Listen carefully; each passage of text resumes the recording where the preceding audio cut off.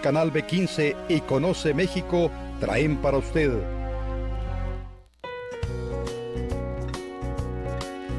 Conoce México y Canal B15 presentan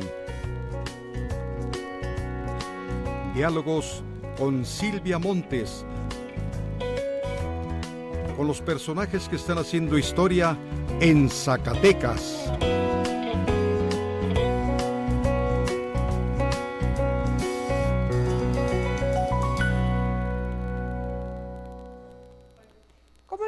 Me da muchísimo gusto darle la bienvenida al programa Diálogos.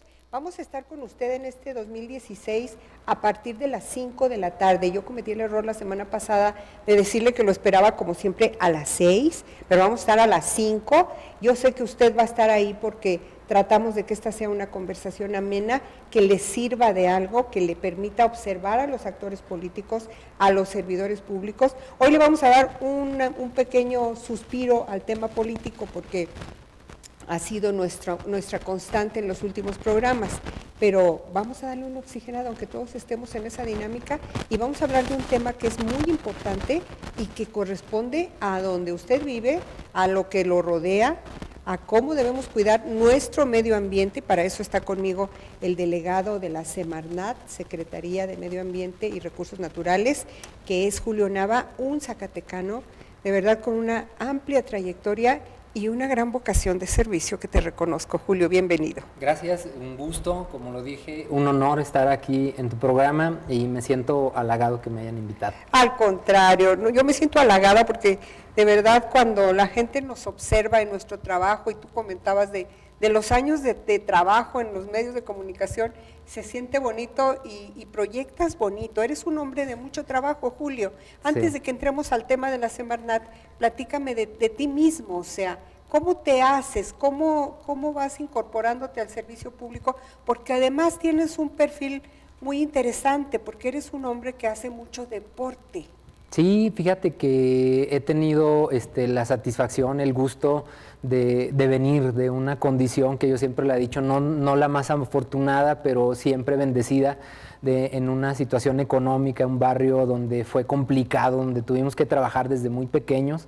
Y eso me obligó a trabajar prácticamente desde niño. ¿Cómo crees?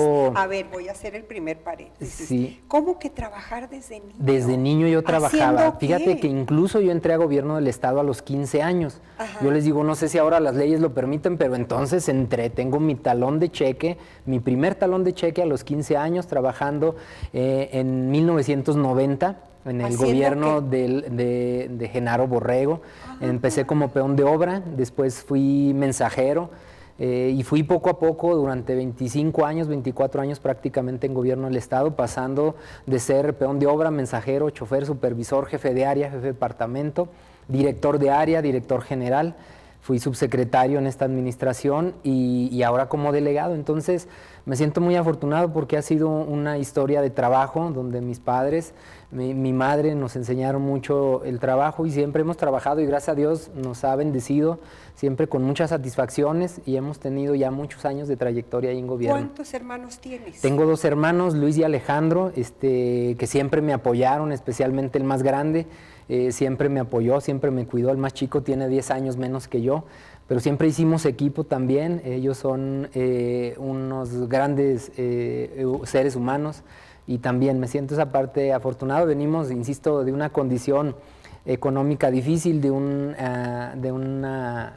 gente de trabajo, pero nos apoyamos mucho. Eso ¿En creo. qué trabajaba tu papá o tu mamá? ¿O Mi padre trabajaba en el Instituto Mexicano del Seguro Social, de chofer de ambulancia. Ajá. Él también tuvo ahí, fue ascendiendo, empezando también en el área de limpieza hasta llegar a chofer de ambulancia de alta tecnología. Ajá. También un hombre que siempre trató de superarse, siempre trabajando. Mi madre fue ama de casa, pero yo siempre decimos entre comillas, porque siempre tuvimos puestos de comida en los campos de fútbol. Ahí vendía tortas, vendíamos refrescos. Y yo creo que por ahí nació el amor al deporte, porque luego ahí también entre lo que limpiábamos, recogíamos la basura, entre lo que se vendía refresco, tortas, pues también teníamos oportunidad en los ratos de relativa calma, pues o de jugar frontón, o de jugar fútbol, o de hacer algo, pero siempre tratamos de estar activos, algo que creo que es bueno, dormía y duermo todavía relativamente poco, entonces aprovechaba el tiempo lo mayor posible. Julio, es importante, y qué bueno que estemos platicando de tus orígenes, por una cuestión muy interesante. A veces la gente asocia la necesidad económica, no a veces, es una tendencia, necesidad económica, problemas financieros, problemas para salir adelante, y se van por el camino fácil, sí, entre comillas fácil, de flojear primero, de volverse, a veces vemos a gente mendigando o echando a perder, un joven de 15 años echando a perder su vida, yéndose a la delincuencia. Hoy en día son presas muy fáciles. ¿Dónde está la fórmula, Julio, para no cometer es no tener miedo? A veces nos ganan también los prejuicios, a veces nos ganan el qué dirán. Hay mucha gente que yo voy y me dice, oye, estoy en una situación difícil, no hay yo qué hacer. Yo le digo, bueno, pues puedes vender gelatinas, puedes vender donas, puedes vender mole. Hay un amigo que vende mole en sus ratos libres y los vende en tarros de litro. No, pero ¿yo cómo voy a hacer eso? Yo creo que la clave radica en no tener miedo, en atreverse a hacer las cosas, en hacerlo porque lo tienes que hacer. En no tener, yo diría no tener vergüenza en el buen sentido, sí, porque no tener pena, porque a veces vergüenza robar, decían, ¿verdad? No trabajar. Claro, yo les decía, mira, hay gente que me decía, oye, es que a ti te ha ido bien, a ti tú eres afortunado. Le digo, no, yo desde los 15 años trabajo, estudiaba, hacía ejercicio, fui atleta de alto rendimiento al mismo tiempo que trabajaba y estudiaba. Llegué a vender suscripciones de un periódico muy reconocido ahorita. Yo creo que fui uno de los que empujó a que fuera esa fama. En el Imagen yo vendí suscripciones y tengo los comprobantes de esas suscripciones. Vendí ropa, estuve en los puestos de La Fayuca, en los puestos del Abastos, vendí bolsas de polietileno. Un tío vendía de Aguascalientes bolsas y yo aquí las distribuía en las tiendas en una bici. Creo que también de ahí salió un poquito el amor al deporte. Hacía algo más que luego me da pena decir, pero bueno, en aquel tiempo no se usaba tanto los discos piratas, y un patrón que en paz descanse, que yo quiero mucho, lo recuerdo mucho, en paz descanse, me ponía a quemar discos y los vendíamos, y de ahí también sacábamos un poquito. Entonces siempre fue una vida de donde veíamos una oportunidad de hacer un peso adicional, lo hacíamos. Entonces creo que eso te va llevando a la posibilidad de ir accediendo a posiciones en las que te dan una responsabilidad, porque sabes que no le tienes miedo al trabajo, no sabes que no le tienes miedo a las cosas. Es un asunto de ser competitivo y ser entrón. Sí, mucha gente dice, es que no hay empleo. Yo creo que en parte podrán tener razón, para no decir que no, pero también en parte mucha gente, los que tienen empresas, y no me dejarán mentir, a veces lo que anhelan es tener un trabajador leal, un trabajador eficiente, un trabajador que con gusto le puedas dar ese peso adicional por hacer las cosas.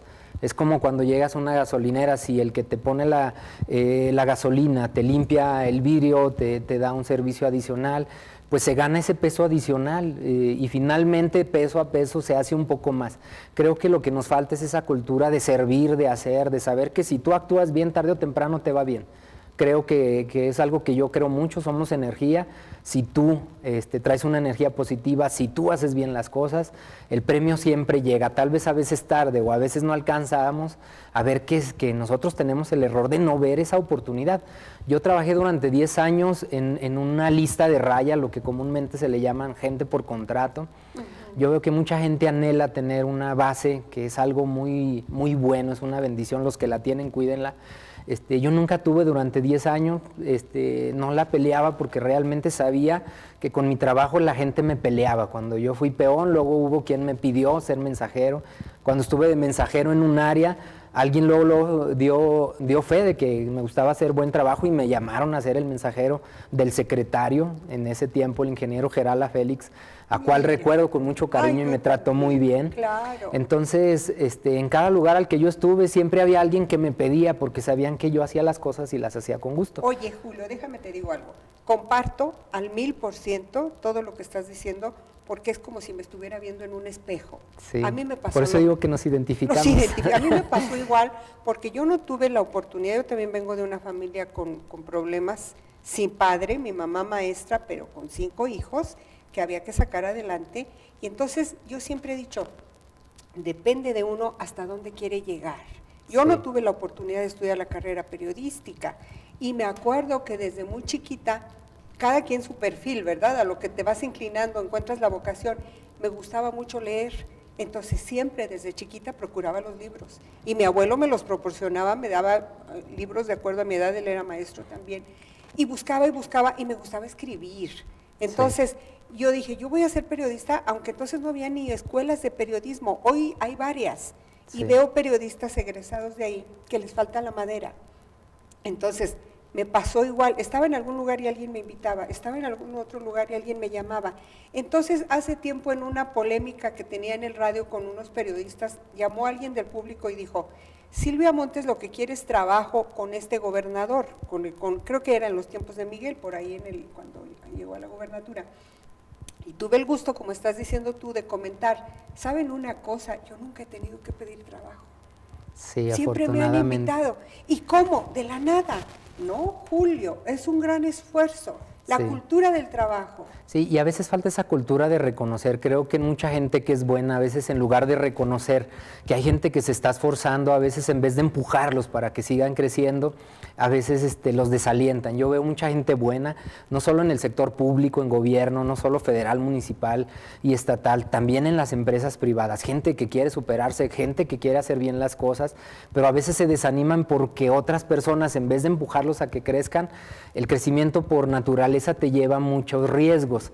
Simplemente yo, al ser delegado federal, muchos de los que son funcionarios, o por no hablar de uno mismo o de otros que son buenos, también los atacan por ser simplemente funcionarios. Sí. Creo que esa cultura de atacar al funcionario, de atacar al gobernante, tiene un legítimo reclamo pues ciudadano por muchos antecedentes que existen en la historia de México, pero también debemos de reconocer que hay funcionarios buenos y tal vez no quisiera hablar yo de mí porque está mal hablar de uno mismo, pero hay muchos otros funcionarios buenos que valdría la pena separarlos de a veces de esas críticas que se hacen también hacia a lo general, pues, ¿no? Esa es otra cultura, ¿no? Sí. La de la gente fracasada que encuentra en el servidor público, que muchos han abonado a esa mala imagen, que luego dice el desahogo ciudadano para justificar tus propias fallas, decir es que este gobierno no sirve para nada. Ahora, y desalentamos a muchos que quieren hacer las cosas bien, porque cuando ven el riesgo que es que te estén a veces insultando cuando tú no lo mereces porque agarra parejo la gente, entonces pocos se animan a seguir insistiendo en un crecimiento así. Yo pienso, Julio, que Zacatecas, si pensáramos más como estás planteando y como estamos reflexionando, sería un estado bien distinto. Sí, y siendo proactivos. Yo les digo, puedes estar en gobierno, puedes estar como empleado o como jefe, puedes estar en la iniciativa privada o puedes ser tu propio empleo, tu propio jefe, pero siempre siendo positivo, siempre tratando de hacer bien las cosas, siempre cumpliendo. Es como en el tema ambiental, en el que yo trabajo, hay mucha gente que me dice, ¿por qué yo lo hago si nadie lo hace? Porque yo cuido el agua si los demás no lo hacen, porque yo sí tiro la basura en su lugar si los demás no lo hacen. Pues el problema es que si siempre pensamos así, entonces nadie lo va a hacer. Tú tienes que hacer tu parte. Si tú eres 1 en 1,000,000 y tú eres el único que cumple, entonces hay que sentirse bien con que tú estás cumpliendo. Ahorita, si los demás no lo hacen, bueno, la satisfacción de decir yo lo hago correcto. Ahorita vamos a entrar al tema, pero antes quiero seguirte sacando provecho en tu personalidad y que me hables ahora. ¿Cómo eres atleta de alto rendimiento y en qué ramas? Fíjate que yo corrí 5,000 metros y 10,000 metros. Fue un tiempo complicado. Yo digo que en aquel tiempo, ahorita digo, estaba loco porque me levantaba a las 5 de la mañana, me iba a entrenar, regresaba, me bañaba y entraba a las 7 a la escuela. Y luego salía entre 12 y 1 y me volvía a ir a entrenar. Llegaba a comer a mi casa y más o menos a las 4, 4:30 me iba a trabajar y salía como a las 10 de la noche. Si el secretario en ese tiempo, Gerala Félix, que a veces solía quedarse muy noche, me quedaba hasta que él se iba. Entonces fue un tiempo en el que pues, creo que el cuerpo respondía más, ahorita ya no es igual. y realmente muy joven, por ese estilo de vida. Me llegó a ir bien, fue mucha tenacidad, estuvo complicado, a veces me iba a la escuela en el tecnológico, mejor me iba en bicicleta o corriendo, en vez de usar camión. Entonces fue algo muy bonito, lo disfruté mucho, conocí otros lugares que no pude haber conocido porque no tenía los recursos para viajar, a veces en condiciones muy difíciles. Los que son atletas sabrán lo que se vive cuando sales de este estado y vas a otros estados a correr y a veces sin tanto apoyo, porque a veces es difícil, pero creo que me fue bien. Yo llegué a correr relativamente un buen tiempo, llegué a hacer 15 minutos con 10 segundos en 5,000 metros. Para los que hacen algo de atletismo es un muy buen tiempo. Creo que pude haber dado más, pero no pude dejar de trabajar porque tenía que conseguir los tenis simplemente, que en aquel tiempo tenía que comprarlos. Entonces lo disfruté mucho, creo que me sentó las bases para tener el hábito de hacer deporte. A la fecha trato de hacerlo diario. Hay gente que me dice que se me facilita, pero les digo que no. Igual que todos, le sufro en la mañana cuando hace mucho frío y batallo para pararme y para ir a correr, pero lo trato de hacer para mantener ahí la condición física y tener salud sobre todo. Oye, y también ciclismo. ¿También lo practicaste? Empecé corriendo y realmente lo que me gustó y duré muchos años fue correr, fue lo que hice. Después al paso del tiempo empecé como dicen muchos, hago de todo y no soy bueno para nada, pero terminé haciendo fútbol, empecé a jugar un poco, me gustó, lo disfruté mucho también ahí con el equipo del barrio donde yo nací. ¿En qué barrio naciste? Del Rebote de Barbosa y Tanquecito, de ahí soy yo. La gente del Rebote de Barbosa tiene Sí, algo porque son muy aguerridos. Muy aguerridos. Muy aguerridos y me fue bien, me trataron muy bien. Luego es muy golpeado el fútbol, lo dejé un poquito por eso y empecé a agarrar una bicicleta y luego ya una compañera del trabajo me invitó a nadar y dije, si ya sé correr y sé andar en bici, entonces ahora quiero hacer un triatlón y me lo puse como reto. De hecho es el reto 2016, hacer un triatlón, aunque sea chiquito, sencillo y acabarlo, no por competencia, simplemente acabarlo. Y lo estoy disfrutando mucho. ¿Cómo sería ese El triatlón se nada, aproximadamente el más pequeño son como 700 metros nadando, son aproximadamente 20 kilómetros en bici y son 5 kilómetros corriendo. Entonces es el reto de este año, yo espero cumplirlo, aunque lo termine con el tiempo que sea, aunque termine caminando, pero lo voy a hacer. Dime una cosa, Julio, ¿cuál es la diferencia entre una persona que tiene el hábito del deporte y una que por el contrario vive en sedentarismo total? ¿Cuál es la diferencia desde distintos puntos de vista? El primero que yo diría, a lo mejor cuando estamos jóvenes no lo dimensionamos, cuando estamos jóvenes como el cuerpo reacciona bien a todo, no le damos el valor a la salud, creo que es el más importante. Yo creo que a partir de los 30 y a los 40, los que llegamos a los 40 empezamos a ver la diferencia de la respuesta del cuerpo. Entonces lo primero que tendríamos que hacerlo es por salud, más allá de verte bien, más allá de lograr cosas como tiempos en carrera o no competencias. Creo que el primer paso es por salud. Muchas enfermedades se presentan de los 40, 35, 40 hacia adelante si no te cuidas o no haces ejercicio. Creo que sería una primera parte. Y algo que yo digo mucho es que el deporte también te mantiene mentalmente tenaz, te mantiene disciplinado, te hace un poco más sano. Yo creo eso. Y cuando tú estás sano mentalmente, entonces lo que tú haces lo ejerces de una forma mejor. Si tú eres un funcionario y haces deporte y tienes una salud mental buena, entonces estás ejerciendo tu función o tu poder o tu responsabilidad con mayor salud mental y eso te hace tomar mejores decisiones. Yo lo veo así, a la gente con la que tengo el gusto de compartir o a veces de guiar, yo les digo que no olviden siempre el cuidar su salud, el cuidarlo, lo realmente importante a veces que es la familia, la gente cercana, y después el trabajo. Y hacerlo bien, pero sí tener esa salud mental para poder desarrollar lo que haces de forma sana y dar buenos resultados. Yo sí creo que influye mucho y cuando eres joven, yo estuve joven y expuesto a muchas cosas inadecuadas, mucha gente con la que yo convivía tuvo problemas después con la ley, tuvo problemas serios con adicciones. A mí me ayudó a estar alejado de temas de violencia, de temas de adicciones, de temas de delincuencia.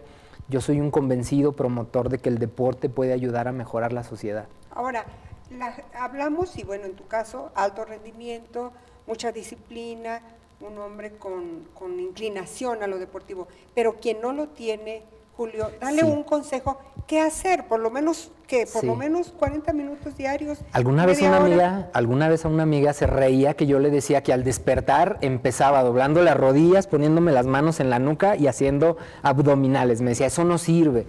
Yo creo que cuando no estás acostumbrado, lo que hagas, por mínimo que sea, te va a ir ayudando a poco adquirir el hábito. De hecho, se dice que una acción que tú hagas 900 veces repetidas, tarde o temprano se hace un hábito. Entonces, a todos, hasta los atletas de alto rendimiento y a todos, incluso a los que hacen mucho ejercicio, les pesa en las mañanas hacer ejercicio. pero creo que ahí radica la voluntad. Cuando tú ya empiezas a disfrutar un poco lo que haces, te das cuenta que aunque sufras al principio, sabes que la recompensa viene, porque al final se te quita el frío, terminas muy relajado. O lo puedes hacer en la tarde. En la tarde, si en la mañana de veras es imposible. Si hay que hacer sentadillas ahí viendo tele, si hay que hacer unas pesas, si hay que hacer... Hay muchas formas de hacer deporte, de hacer ejercicio. Yo creo que cualquier hora, yo lo llegué a hacer incluso, te soy franco, en la oficina, teniendo una liga ahí mientras atendía gente o hacía llamadas, estar estirando una liga o levantando una pesa.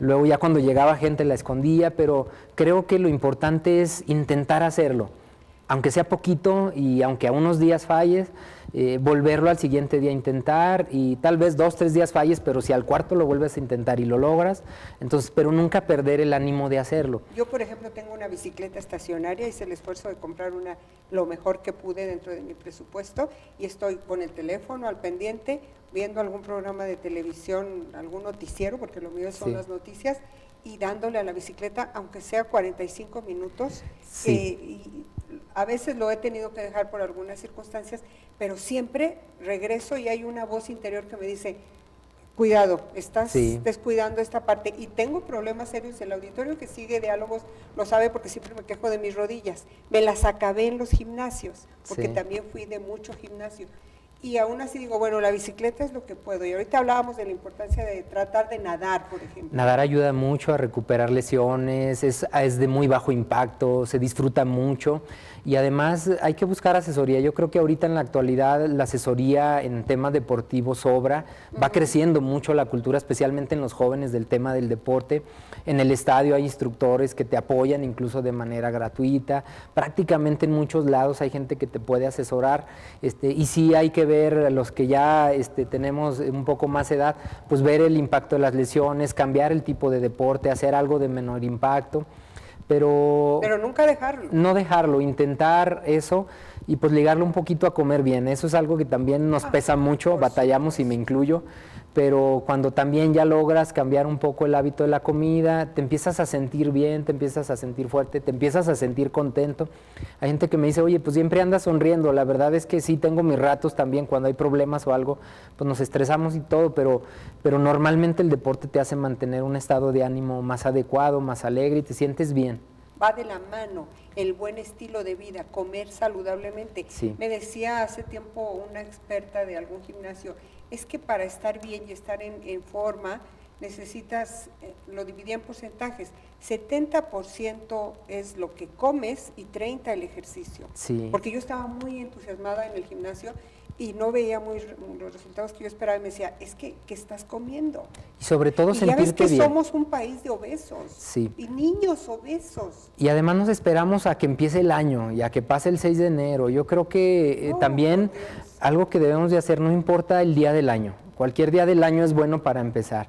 Si no empezaste en enero, pues empieza en febrero y tienes 28 días o los días que sean en febrero para intentarlo. Yo creo que cualquier día del año es bueno para siempre estar intentando, y ya cuando empiezas a lograr resultados, de sentirte bien sobre todo, más allá de cómo se ve uno, porque luego a veces nos preocupamos más por cómo nos vemos, por cómo nos sentimos.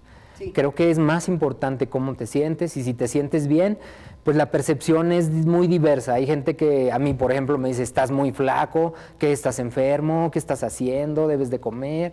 Entonces, la percepción es muy diferente en todas las personas, entonces no debe uno de preocuparse en qué piensan los otros o cómo te ves, pero sí sentirte bien. Sí hay que cuidar, no incurrir en riesgos de ser obeso, porque también hay gente que dice, bueno, es que yo de algo me voy a morir, y que no sea de hambre.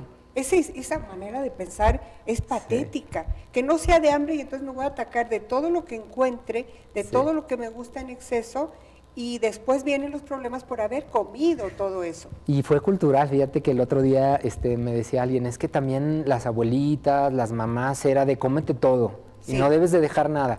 Creo que era una forma de demostrar amor, y creo que pues vivimos épocas muy bonitas, pero también es hora de ir cambiando esa mentalidad, porque si tienes un plato no te lo tienes que acabar.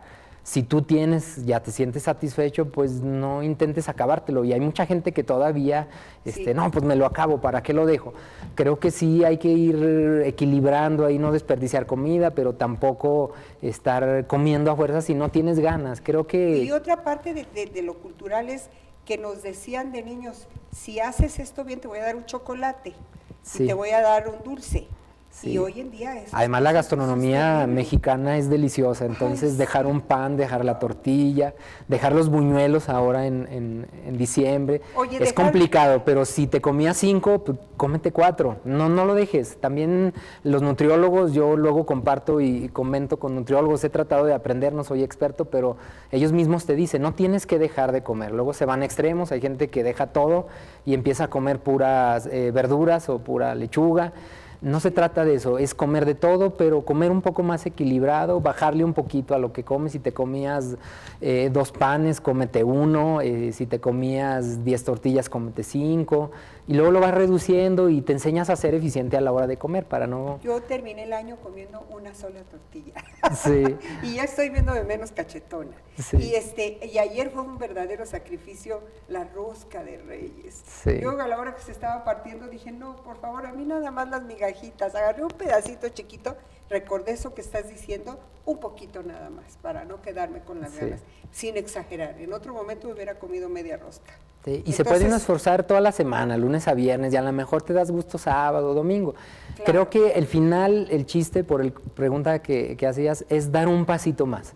Un pasito, si damos diario un pasito, si damos un pasito cada semana, pues si es diario daremos al año 365 pasitos, y si es por semana, pues ya diste 50 y tantos pasos. Creo que, y cada año, pues te vas formando un hábito muy sano, muy bueno. Oye, y fijarte metas realistas. Sí, ¿no? Metas realistas, y ayudarte de otros que te ayuden a decir si se puede.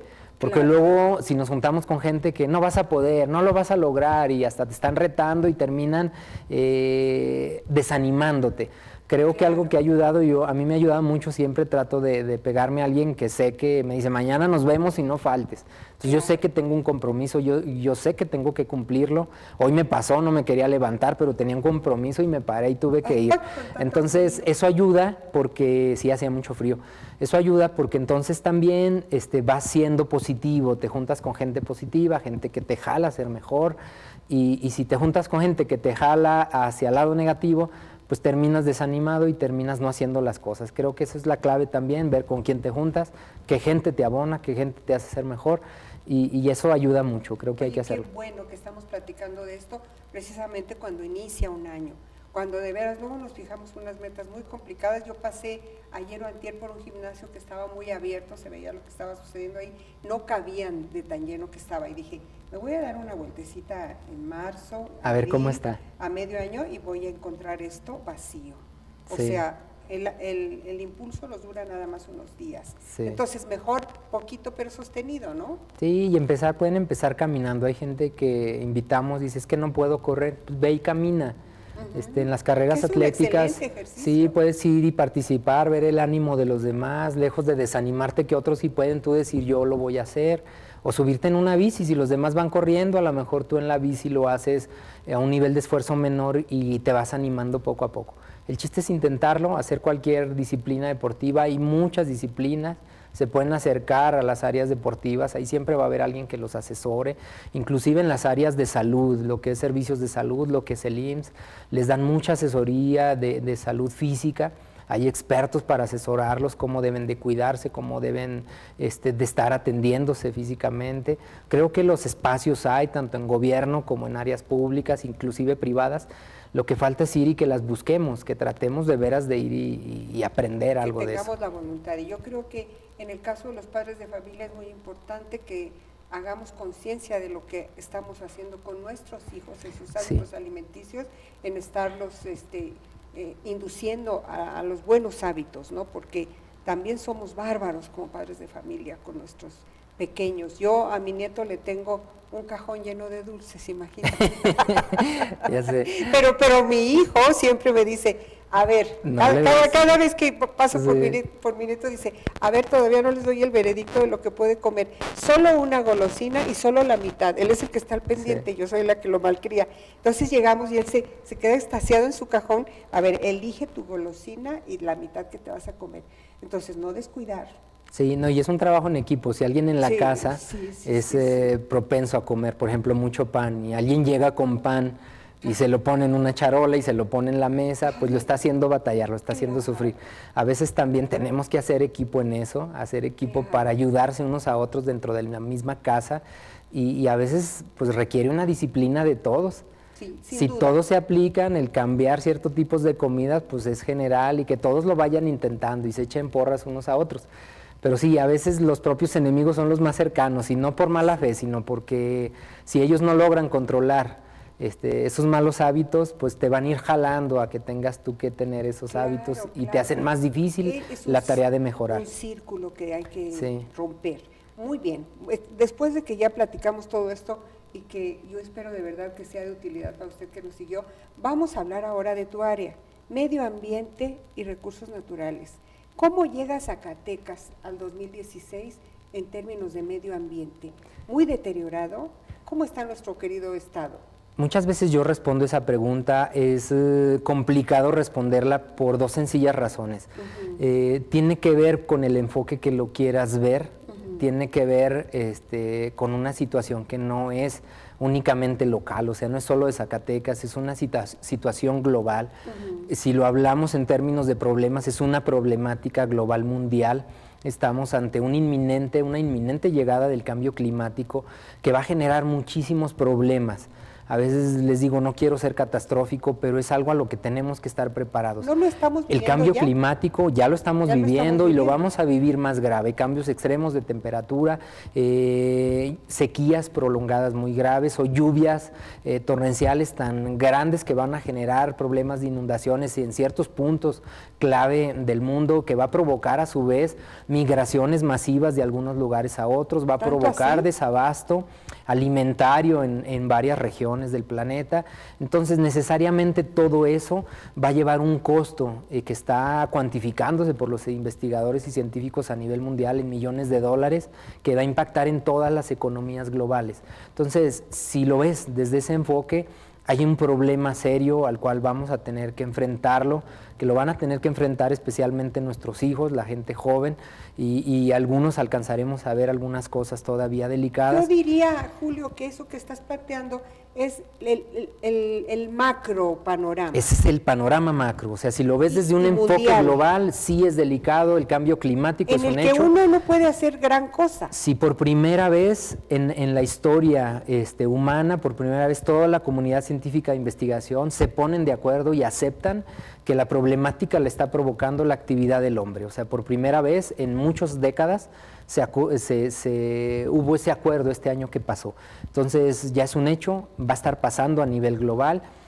Ahora, Eso ¿por de que qué- no podemos hacer algo, por qué pues también llegamos? es relativo. ¿Por qué llegamos a ese punto? Llegamos a ese- ¿Por el capitalismo, por el interés exacerbado de consumir productos y usar productos nocivos para el Sí, planeta? se puede analizar desde un enfoque Es muy diverso. complicado, ¿verdad? Sí, es complicado porque tiene que ver muchos factores. Nosotros como ciudadanos, aunque a veces decimos que no es nuestra culpa, nosotros estamos demandando actividades, servicios y productos que generan a su vez empresas que a su vez generan contaminantes. Entonces tal vez no somos los que directamente estamos emitiendo los contaminantes, pero si nosotros estamos comprando y demandando cosas que empresas contaminantes sí proveen, entonces nosotros de alguna forma también somos culpables. Dame un ejemplo muy sencillo. Un ejemplo muy sencillo es consumir mucha agua, consumir mucha energía eléctrica, porque a partir de ahí existe una mina de carbón produciendo grandes cantidades de contaminantes a la atmósfera. Entonces, si ahorramos la luz, si ahorramos el agua, sí ayudamos.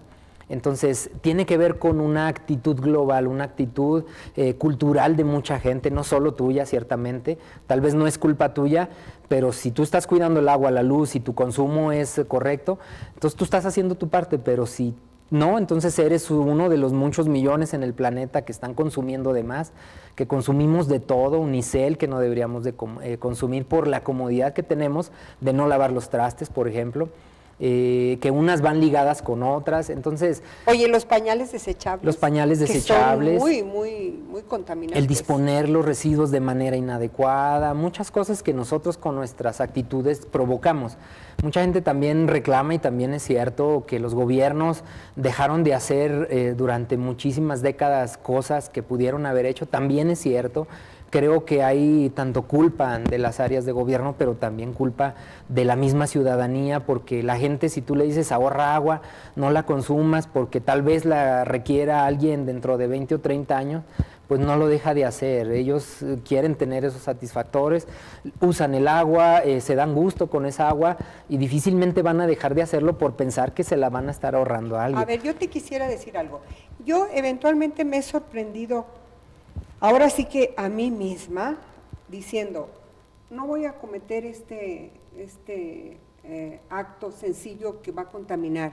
Sí. Y luego pienso, ¿tiene caso que me esté preocupando yo por esto cuando en el mundo hay grandes industrias que son las que verdaderamente están dañando al planeta? Sí hay que preocuparnos. ¿Sí? Sí, claro que sí hay que preocuparnos porque, insisto, todo parte de hacer uno su parte. Si todos hicieran su parte, entonces creo que tendríamos un cambio muy grande, es lo que se está buscando. Pero a ver, Julio, entiéndeme, si nosotros estamos haciendo nuestra parte, pero no están deteniendo a las empresas, a las grandes industrias que están produciendo cosas que le hacen daño al planeta. Esa es la parte complicada, esa es otra parte que también tiene un análisis profundo. Yo digo primero, para responder, sí tenemos que hacer nuestra parte, sí tenemos que ahorrar agua, sí tenemos que cuidar la luz, sí tenemos que separar preferentemente la basura y sí tenemos que depositarla en lugares adecuados, porque es una cadena. Si nosotros no ponemos la basura en su lugar, va a haber recurso destinado a que alguien la levante, recurso que se pudiera utilizar en otra cosa. Si nosotros dejamos de consumir ciertos tipos de productos, por ejemplo, que ahorita todos en vez de consumir unicel del tradicional, consumiéramos productos biodegradables, que son los mismos platos, que ahorita son un poquito más caros y por eso no los compran, entonces generaríamos un cambio cultural y las empresas que producen unicel empezarían a producir productos biodegradables. Ya. Las empresas le dan a la gente lo que la gente pide. Por eso sí es importante que nosotros cambiemos nuestros hábitos.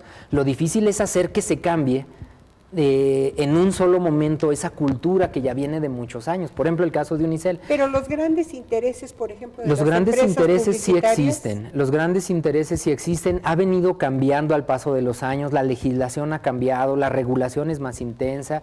Creo que los gobiernos se han venido poniendo las pilas, a lo mejor tarde tal vez, pero se han venido poniendo las pilas porque el problema cada vez es más grave, que van a tener que hacer soluciones más enérgicas al paso de los años, pero tarde o temprano el problema nos va a alcanzar y las soluciones se van a dar. Aquí el problema es que se está esperando a que los problemas sean graves. No se han dado antes porque realmente no ha habido una participación ciudadana amplia, un reclamo ciudadano amplio como para hacer que las cosas evolucionen más rápido. El ser humano, Julio, es muy irresponsable y muy se esperan necio. A que las cosas ya están complicadas. Es como lo que hablábamos de la salud. Pero, tú te esperas a cuidarte cuando ya tienes un problema de salud. A ver, este ejemplo. El cigarro, la adicción por el cigarro.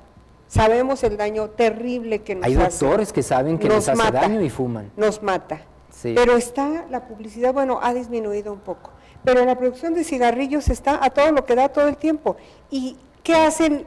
Legislan para subirlos de precio con el supuesto ánimo de que la gente deje de consumir y sigue consumiendo, sabiendo que te estás dañando la salud. Sí. Somos tontos, somos locos, ¿somos qué? Yo creo que es una historia en la que el humano siempre ha sido como se autogolpea, se autodaña.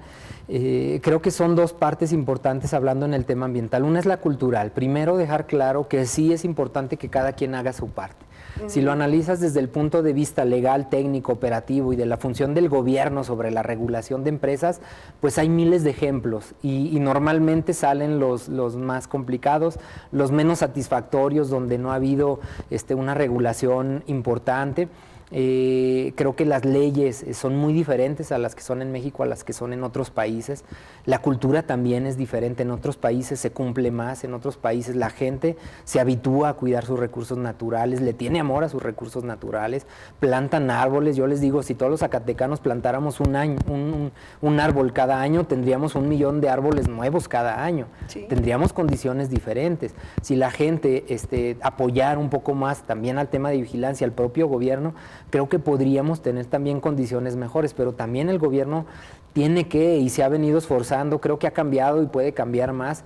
Yo hablo ahorita por la presente administración, cambió mucho las leyes, hay una exigencia más fuerte de cumplimiento, pero sigue habiendo también muchos intereses ciertamente que necesariamente ellos buscan el no cumplir, y también se tiene que luchar contra eso. Creo que... Ahora, volviendo a la pregunta original, ¿cómo llega a Zacatecas? En Zacatecas, ¿cuáles son los principales elementos contaminantes? ¿La minería? Sí, ahora respondo esa pregunta. ¿Cómo llega a Zacatecas? Después de hablar del contexto mundial, creo que llega, hay gente que me dice, es que eres funcionario y tienes que hablar bien de Zacatecas y que no pasa nada. No creo. No es cierto, yo he sido siempre muy respetuoso y he sido muy serio a la hora de responder, independientemente de que soy funcionario. Creo que Zacatecas tiene grandes ventajas. Zacatecas es un estado megadiverso como lo es México. México tiene el lugar 4º a nivel mundial en biodiversidad mundial. ¿Qué es eso? México es el que más biodiversidad tiene, el que más flora o fauna tiene. A nivel mundial, México está en 4º lugar. Zacatecas tiene un ecosistema único mundial. Tenemos un desierto zacatecano, que por cierto estamos trabajando por hacerlo área natural protegida, con una condición física y biológica única en el mundo. Es el mejor desierto, semidesierto o desierto semiárido del mundo, mejor conservado. Aunque hay muchísimos problemas sociales y muchísimos reclamos sociales. ¿Mejor conservado por casualidad o porque ha habido la preocupación? No, yo creo que la extensión es tan grande que hay muy poca presencia antropogénica en la zona, aunque hay la idea, y es cierto, de que existen minas y de que existe contaminación y de que existe presión sobre los recursos naturales, que existe esa presión, pero finalmente la extensión es tan grande en territorio que prácticamente la actividad del hombre está utilizando menos del 2%, 2 o 3% del 100% del desierto zacatecano. Entonces, si sacamos de las cosas malas, existen, y la gente y la sociedad se han encargado de hacerlo, pero también hay que ver el lado bueno. Yo veo un potencial natural, una riqueza natural que debe de protegerse, y por eso estamos luchando para ello, pero además esa riqueza natural puede generar riqueza económica. Creo que hay una equivocación muy grande cuando muchos piensan que hay que elegir o entre desarrollo económico o entre medio ambiente y ecología. No debemos de decidir entre una y otra. No están peleadas. No, la palabra sustentabilidad involucra economía y involucra también ecología, y involucra factores sociales, involucra factores políticos. El territorio zacatecano, especialmente el desierto zacatecano, desierto semiárido, es tan grande que puede desarrollarse la economía muy bien, pero también puede desarrollarse el tema ecológico y ambiental. Podemos podemos ser el primer lugar nacional en desarrollo minero, por ejemplo, pero también el primer lugar nacional en conservación, porque si el área natural protegida avanza y se logra, será el área natural protegida más grande en la historia de México. ¿Cómo y eso va es ese algo tema, que nos sentimos Julio? orgullosos de encabezar. Y eso por el lado del desierto zacatecano. Por eso yo digo que podemos hablar de lo malo, podemos hablar también de lo bueno. Yo creo y soy un convencido, y lo habré de decir cuando también no sea funcionario, para que no digan que solo cuando soy funcionario.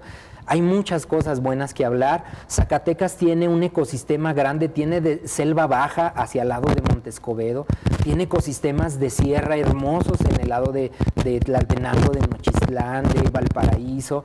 Tenemos unidades de manejo ambiental únicas, de las mejores a nivel internacional. Entonces, hay muchas cosas buenas. No hay que dejar de ver lo malo, porque tenemos que regularlo, tenemos que actuarlo, tenemos que seguir pugnando porque los ecosistemas se cuiden, pero tampoco dejemos de ver que la naturaleza es tan buena y tan sabia que podemos también, con un buen trabajo de todos, lograr que los ecosistemas se recuperen, porque la naturaleza es muy inteligente, la naturaleza es muy sabia, y si hacemos un buen trabajo se puede recuperar rápido nuestros ecosistemas. Entonces, por eso yo digo que podemos de verlo desde los dos enfoques.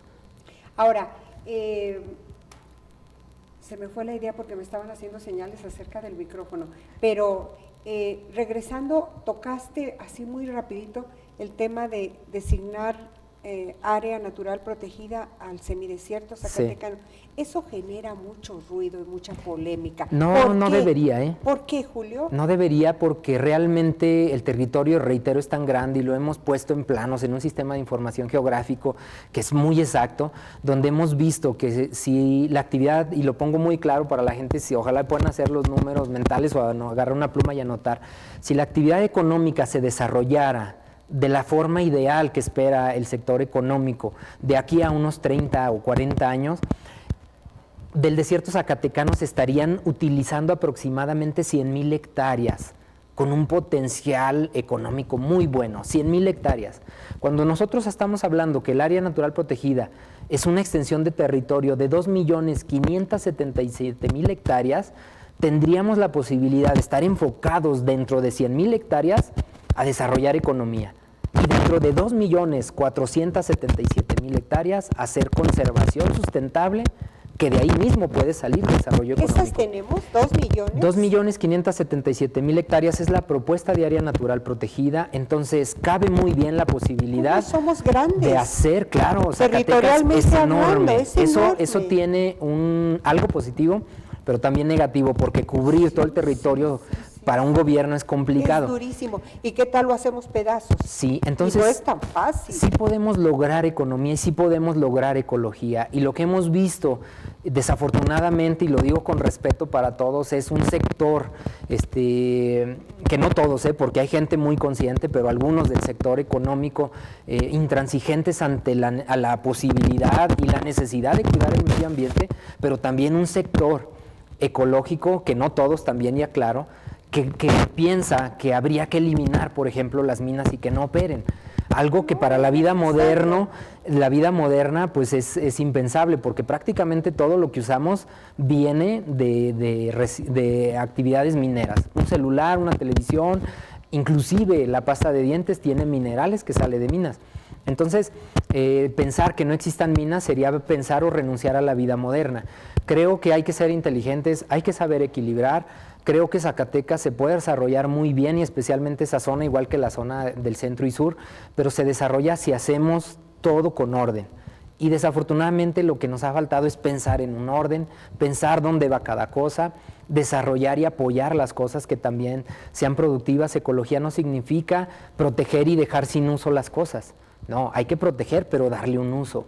Hay una riqueza natural grande que se puede aprovechar económicamente. Con inteligencia. Claro. Y con planeación. Sí, y no siendo cerrados, con diálogo. Cerrados, por supuesto. Y eso es lo que está pugnando mucho el presidente de la República, Enrique Peña Nieto. Eso es lo que nos han instruido del propio secretario, de seguir con ese diálogo. Por eso se ha alargado mucho la decisión, pero porque ha habido un diálogo muy intenso con los sectores económicos. ¿Cuál es su perspectiva? No me han dicho exactamente cuándo es, pero yo entiendo que va a ser. ¿Corto plazo? Yo creo que sí, creo que va a ser debe de ser dentro de estos primeros 6 meses del año. Así lo pienso yo. Qué interesante. ¿Por qué? Porque a finales de este año, en octubre, habrá de realizarse la COP16 en México. Es la reunión más grande a nivel mundial, donde todos los mandatarios del mundo que tienen interés en el tema ambiental vienen a México. Y la va a encabezar el presidente Enrique Peña Nieto. Bueno. Y yo quiero creer y pienso, porque así es como se visualiza, que el presidente Enrique Peña Nieto quiere decir lo que está pasando, de que México es el primer país en vías de desarrollo que ha asumido acuerdos más grandes de los que se establecieron en un marco internacional. Entonces eso refleja un compromiso muy serio del gobierno de la República, un compromiso muy serio del presidente, del propio secretario. Yo estoy muy contento y lo digo con mucho orgullo de ser parte de esta delegación, de esta secretaría, porque veo toda la mano del presidente, del secretario, de lograr hacer que todos entendamos que no está la economía por encima de la ecología, pero tampoco decir que tenemos que proteger sin dejar sin uso y sin generar empleos. Entonces, y es que hay mucho prejuicio. Por ejemplo, en zonas del país de playa se ha estigmatizado mucho por organizaciones civiles. Porque ha habido fallas también, porque ha habido fallas en el pasado. De hecho, actualmente nos reclaman mucho, sí, nos reclaman mucho fallas que existieron en otros años. que ciertamente existieron. Se hicieron cosas sin ninguna Sí, sin y ningún creo escrúpulo. que también hay que ser muy responsables de decir que sí ha habido fallas. Creo que los gobiernos, muchos actores han fallado precisamente y eso genera esa estigmatización. Pero también no debemos de estigmatizar porque hay mucha gente buena que precisamente no se quiere meter a política porque están viendo que meterse a política les genera problemas de todo tipo, desde problemas familiares, problemas de salud, problemas económicos y muchas broncas, inclusive legales. Entonces, yo creo, y a mí me gusta hablar mucho con la gente que no está en política, de decirles involúcrense. No quiere decir que anden de candidatos o que quieran hacer algo, ¿no? Pero simplemente apoyar también a quienes sí quieren hacer algo correcto, a quienes sí quieren hacer algo bueno, porque también en política hay mucha gente buena. Entonces, y muchos funcionarios, los gobiernos están llenos de gente que quiere hacer bien las cosas. Entonces, yo creo que sí hay que reconocer lo que en algún otro momento no se hizo bien, pero también hay que tratar de ver lo bueno. Creo que no podemos caer en desánimo y ver solo lo negativo. Yo creo que en Zacatecas estamos relativamente o más bien con amplias posibilidades, con amplio margen de tiempo para hacer las cosas bien, Sí. porque todavía somos un estado con un grado de conservación bastante razonable. Sí, y tenemos muchas áreas. No somos industrializados como otras entidades Sí. de la República y nos quejamos por eso, pero también eso es una Y fortaleza. tenemos ecosistemas que muy poca gente sabe que Por tenemos. ejemplo, Valparaíso, misma gente Ay, de Fresnillo, sí, ahí llegamos a 10 con esta minutos señal. de Fresnillo tenemos ecosistemas impresionantemente bonitos y con un potencial muy bueno. Entonces, tenemos Valparaíso, tenemos, bueno, todo el sur prácticamente, inclusive hay áreas de pinos con un potencial natural muy bueno. La zona del desierto, cuando la sabes apreciar, es una riqueza biológica enorme. Existen sierras dentro del semidesierto, existen zonas boscosas dentro del semidesierto y la gente no lo cree. Tenemos un potencial natural muy grande, tenemos una riqueza muy buena.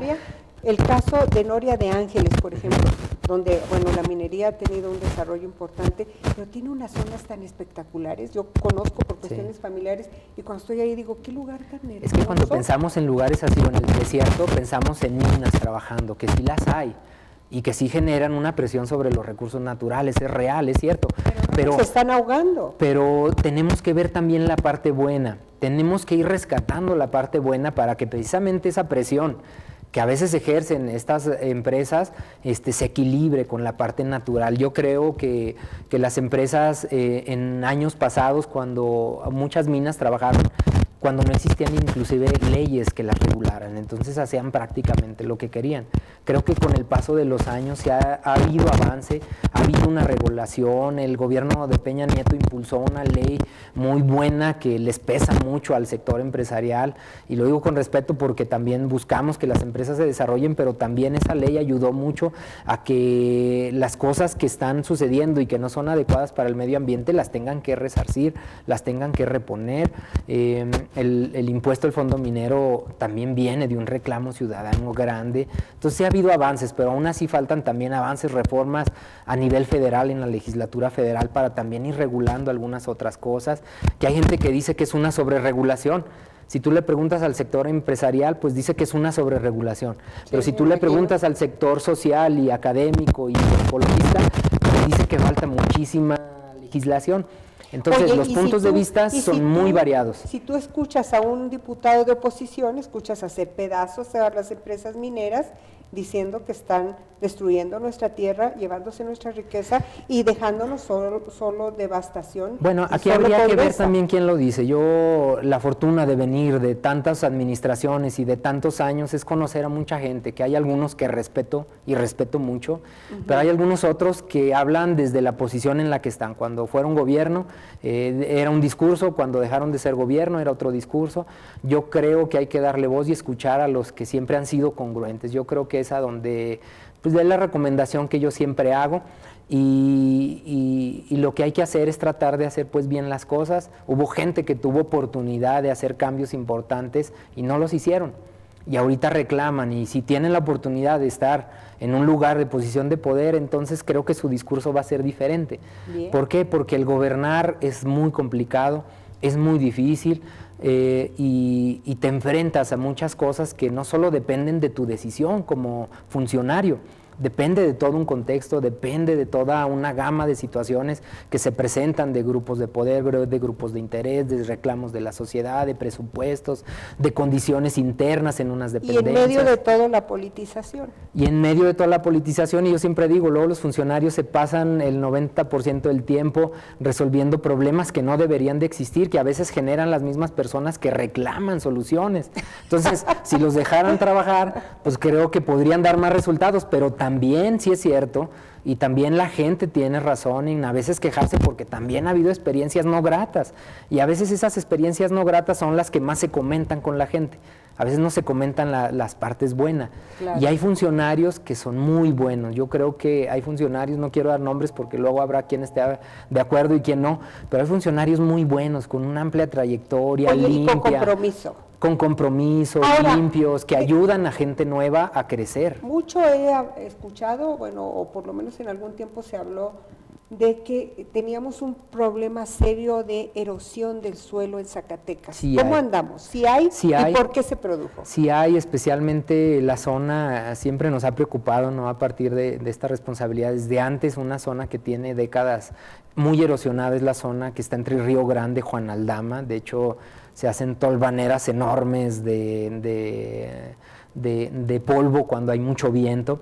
Creo que el sobrepastoreo, la apertura de tierras al cultivo, que antes incluso se daban apoyos por parte del gobierno a las tierras que se abrían a cultivo. Creo que fue una política en su momento que consideraron adecuada, pero ahora al paso del tiempo se ve que fue muy perjudicial, porque lo que hicieron fue desmontar zonas donde había árboles, dejaron la tierra expuesta, no le dieron trabajo al cultivo y al paso del tiempo se fue erosionando. ¿Cuál es la solución, tarda miles de años el tener centímetros de tierra fértil, y una vez que se pierda, difícilmente la puedes recuperar. Yo creo que esa como zona es una zona complicada. ¿Ya pero perdido? Sin embargo... ¿Ya fatalmente perdida? No fatalmente, pero sin embargo también el otro lado de la cara sería el ver la zona donde están los menonitas. Esa zona, ¿por qué siempre se mantiene verde? ¿Por qué siempre? Porque siempre hubo un muy buen trabajo que siempre le dieron a esa zona, y tú puedes pasar y ver una zona muy erosionada y esa zona siempre verde. Por eso tiene que ver mucho con el trabajo y la cultura de la gente de cuidar, de hacer cortinas, rompevientos para que no se genere erosión, de mantener las tierras del cultivo siempre produciendo para que no se pierda la tierra fértil. Y si no las produces, pues entonces reforestar para que no se pierda esa tierra fértil. A ver, una pregunta muy específica. En esos terrenos que ya están erosionados, ¿se pueden plantar árboles y pueden crecer o no? Sí, se puede. Necesita un trabajo muy serio que, por cierto, hace CONAFOR y lo hace muy bien en temas de recuperación de suelos erosionados. Hay muchos puntos así a lo largo del estado donde hay zonas erosionadas muy fuertes, donde CONAFOR entra con buena cantidad de recursos que proviene precisamente de los permisos que se les dan a otras empresas, y que esos recursos van directamente a recuperar esos suelos erosionados. Al principio a lo mejor no es tan fácil meterle árboles, porque si el suelo está muy erosionado, está muy duro, no tiene agua, entonces no va a prosperar. Pero hay una gran cantidad de especies que son indicadores de deterioro, así se les dice, que si los vas plantando pueden ir recuperando esos suelos. Nosotros lo hicimos con el Perrito de la Pradera, no sé si lo han escuchado, ese programa del Perrito de la Pradera, lo que hicimos fue llevar Perrito de la Pradera a una zona muy erosionada, que prácticamente es una especie que parece, para que la gente lo ubique más fácil, como una especie de ardilla, entre ardilla y topo, porque hace madrigueras abajo del suelo. Los colocamos. ¿Estás hablando de una especie animal? Una especie animal que real de la pradera, en una zona totalmente erosionada donde ya no había pasto por la sobrepastoreo. ¿Y qué hace ese perrito? Ese perrito lo que hace es hacer madrigueras abajo del suelo, es donde se cubre de los depredadores. Al hacer esas madrigueras, lo que hace es ir y comer las raíces de algunas plantas que no son tan buenas, y cuando sale y defeca unas bolitas que son prácticamente pasto. Entonces, cuando hay pocas lluvias y cuando llueve, esas madrigueras sirven de captación de agua. Entonces, al captar agua y al soltar lo que defecan arriba, se hace una especie de pastizal natural. Y nosotros eso lo empezamos en 2010, y ahorita el cambio, después de 5 años, es muy notorio. Oye, pero requerimos un trabajo coordinado del gobierno del estado, del gobierno del municipio, de CONAFOR, de Profepa, de Semarnat, de investigadores de 2 asociaciones internacionales, para demostrar que con trabajo ecológico podemos recuperar suelos erosionados. Pero qué tuvimos que convencer, Julio, es la naturaleza. Sí, claro, Fíjate por eso lo digo que que hay acabas de potencial. decir, En 5 años recuperamos un suelo totalmente erosionado. Por eso digo que existen posibilidades reales de ir recuperando cosas si nos aplicamos todos. ¿Qué tuvimos que tener ahí? El apoyo de la gente dueña de ese predio para decirle que en ese tiempo no nos tocaran con ganado ese espacio, para que pudiera desarrollarse el perrito y se pudiera adaptar. Llevamos 2 reintroducciones, el pastizal ya mejoró y ahorita estamos en condiciones de decirles que pueden meter ya de una forma planeada ganado para que pueda consumir pastizal de altísima calidad. Entonces, sí se puede con mucho trabajo recuperar suelos. Permíteme, ¿eso cuánto costó? ¿Mucho dinero? No, prácticamente muy poco, porque los 100 perritos que se trasladaron de otra colonia hacia ese lugar, por cierto, lo pagó una asociación internacional que se llama ENDESU, Espacios Naturales y Pronatura, y el Fondo Mexicano para la Conservación, ni siquiera lo puso el gobierno. Ellos hicieron ese trabajo, lo único que hicimos nosotros desde el gobierno del estado cuando yo estaba ahí, ahora que lo hace muy bien Fabiola, Profepa y CONAFOR, pues destinar recursos para que la gente de nuestro personal vaya a revisar de vez en cuando, a ver que las cosas se estén haciendo bien. Profepa va seguido a revisar.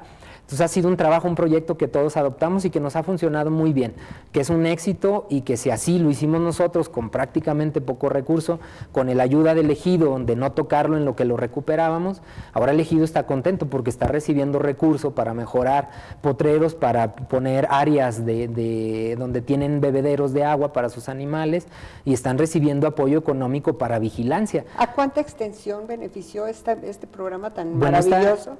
Bueno, no sé cuántas hectáreas son, es un terreno prácticamente no muy grande, pues podemos hablar unas 5 hectáreas donde está presente todas las madrigueras, donde tuvimos que hacer ese ejemplo. Yo quiero conocer eso. Invitar, es lo más bonito que puede uno vivir al ver estas especies y verlo cómo la naturaleza está haciendo su trabajo, si solo la dejamos que la naturaleza lo haga. De hecho, nos pasa mucho aquí que cuando llueve vemos los cerros verdes. La naturaleza es muy sabia, de inmediato se recupera. Lo malo es cuando o los incendiamos, o los deforestamos, o no plantamos árboles, o pensamos únicamente en los lugares donde sí ha habido conflicto, que sí sigo reconociendo que hay lugares donde hay conflicto, pero no es todo Zacatecas ni es todo el mundo. Tenemos que abocarnos, más que preocuparnos, ocuparnos, como decía Ale. Una visión optimista. Sí. Me quedan 3 minutos. Claro. Quiero que en esos 3 minutos le digas a la gente de Zacatecas que nos ve en todo el estado, ¿qué puede hacer por su municipio? Yo creo que lo principal, especialmente a la gente del área urbana, que luego es un poco más difícil, que traten de ir a lugares naturales. No se imaginan el impacto en el alma, en el espíritu de ir a un lugar natural. Hay muchos de fácil acceso, hay muchos de fácil acceso en recurso también, empezando por la UFA, que mucha gente nunca ha subido a caminar y a disfrutar los muchos senderos que hay en la UFA y los lugares tan bonitos que puedes estar ahí y disfrutarlos. Por ejemplo, el mismo Cerro de la Virgen, que hacia la parte de atrás hay lugares muy bonitos, está Tolosa en Guadalupe, en Fresnillo hay lugares muy cerca de la mancha urbana, totalmente bellos también, donde puedes convivir con la naturaleza. Eso sería uno, para valorar y ver que sí existen zonas naturales muy buenas. Ojalá pudieran ir a Valparaíso y ver las sumas que se están trabajando allá, con apoyo del gobierno federal, donde se les apoya a generar cabañas, a generar bordos para agua, para donde llegan muchas aves que vienen desde Siberia, Canadá, Estados Unidos, hasta Zacatecas. Es un paraíso. Donde se les da con recurso para poner cámaras de fototrampeo, que estas cámaras, además de identificar especies de fauna, también se utilizan para identificar cazadores furtivos y gente que hace mal uso de los ecosistemas. Entonces, el primer paso es tratar de acercarse a lugares naturales para sentir esa armonía con la naturaleza. Y segunda, lo básico que nos dicen todo el tiempo: ahorrar agua, ahorrar energía, no tirar la basura en cualquier lugar, consumir lo menos posible productos que son dañinos al medio ambiente, unicel, las pilas, depositarlas en lugares inadecuados, lo básico. Si cada quien hace esa parte, la gente, y no consumir lo que no tengamos necesidad, pues bajar el nivel de consumo. ¿Cómo lo hacemos? Es complicado, pero confío en que tarde o temprano lo vamos a tener que hacer poco a poco y nos vamos a dar cuenta que sí se puede. Fíjate que yo, por ejemplo, he descubierto en algunos centros comerciales como Aurrera, que acaban de abrir, que tendrá hace como unos 6 meses, una sola caja que la llaman caja ecológica. Si usted lleva pocos productos y quiere ir a la caja ecológica, ahí paga, y ¿qué va a suceder? Que no vas a usar la bolsa de plástico ni la caja. Tú llevas tu bolsa y no generas bolsas de hule. Y es la caja que tiene menos gente, Julio. Sí, pues es que es cultural, como digo, tenemos que ir cambiando. De hecho, hay gente que cuando va hasta Aguascalientes allá cumple las reglas. O gente que va de aquí a Estados Unidos allá se porta bien y regresa y aquí no lo hace. O sea, sí hay que entenderlo también que es cultural. Sí, reitero, y porque siempre me lo dicen, no vamos a dejar de lado la responsabilidad del gobierno y nos estamos esforzando para ello, y siempre me pongo a la orden a dialogarlo. Pero sí hay que hacer nuestra parte, hay que cuidar el agua, hay que no consumir esos productos, insisto, el unicel y algunas cosas que podemos cambiarlos por biodegradables, y hacer que las empresas empiecen a pensar en nuevos productos. Hay muchas empresas ya en Zacatecas que venden productos ecológicos, detergentes, bolsas, desechables. Sí, cuadernos. Sí, cuadernos. Es una delicia. Hay que tratar de consumir eso. Si es difícil por la economía, pues ni modo, váyanse por lo más barato, que no es lo ideal. O reciclen los cuadernos, hay que hacerlo, se hace mucho. Pero si tienes cierto nivel adquisitivo y puedes ir logrando pedir productos ecológicos, que hay de todo, ya jabones, champús, servilletas, muchas cosas. Se va extendiendo la cultura ya. En los regalos del 14 de febrero y todo eso hay muchas tarjetas ya que vienen de materiales reciclables. Hay que buscar los reciclables. Oye, y hasta son más bonitas y ya nos tenemos que ir. Muy bien, pues un gusto y muchas gracias. Te agradezco mucho, un honor. Sí. Gracias, Julio. Esta es tu casa. Gracias. Y prometo que haremos un nuevo programa con más calma para seguir orientando. Hay mucho que hablar. Sí. A ver si me das chance de hablar también a mí en la próxima. Perfecto. Muchas gracias. Muchas gracias a usted por habernos seguido en Diálogos. Ya sabe que de hoy en adelante estaremos llegando a sus hogares a las 5 de la tarde, y sabe también que puede volver a ver este programa o verlo completo en la página silviamontes.com.mx. Los saludo con afecto, le deseo el mejor de los años. Hagamos un esfuerzo por nuestra querida tierra, que también forma parte del planeta. Gracias, Marco Méndez, y los espero el próximo jueves a las 5 de la tarde. Hasta siempre.